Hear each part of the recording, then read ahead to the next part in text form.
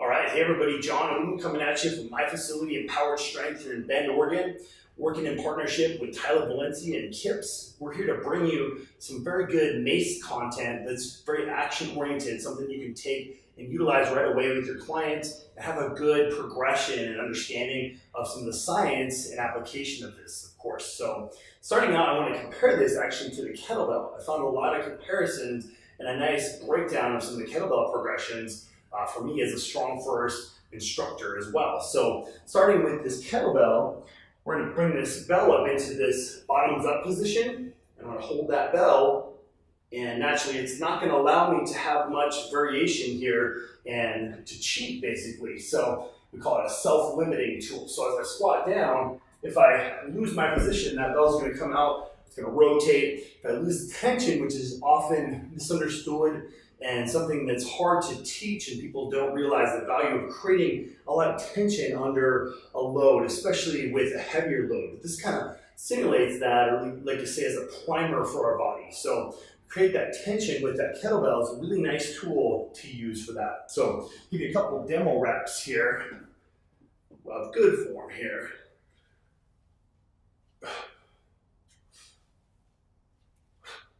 So see how that bell really doesn't lie, doesn't allow me to cheat. So again, very good tool you can utilize with clients. Alternatively, we can use the Mace.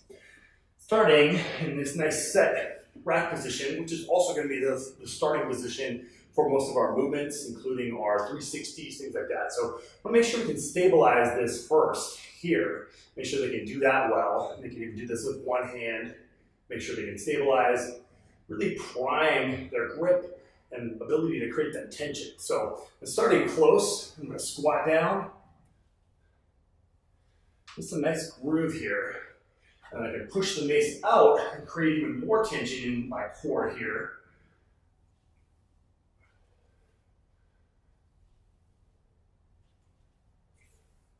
So there's a little demo of how that Mace works, how that activation pattern. And again, so I'm not able to really round forward, rotate, twist, do anything too fast. I have to be very methodical and deliberate with that as well. So again, the Mace just allows me to really keep that nice groove, like to say, kind of grease the groove. So we're holding all those positions, creating tension, good body mechanics, and it's kind of your instant teaching tool, your instant feedback tool. So say for a lot of more beginners, it's creating that natural groove, that feed forward tension. So it's naturally putting tension on our body, making us with the load along with that awkward kind of unique position. For somebody who's a little more advanced, it might be a nice just warm-up kind of primer in that sense, and allow them to really get that groove established before they go into a heavier loaded squat, for example.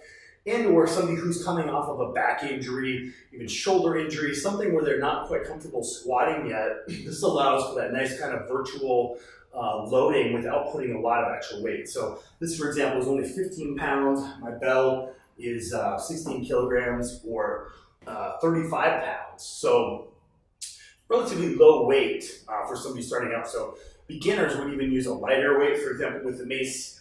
Ladies, somewhere in the neighborhood of 5 to 10 pounds would be plenty. Guys, probably 10 pounds. This is 15, so nothing too heavy there. And again, that's very light load. There's not a lot of compression on the spine, not a lot of risk to the back and discs. Once somebody can squat down and have that range of motion without that load, it's a nice, again, way to prime that, to build that up. So there you have it. There's a nice little breakdown of the Mace and how we can do a nice squat position or goblet position for our squat. So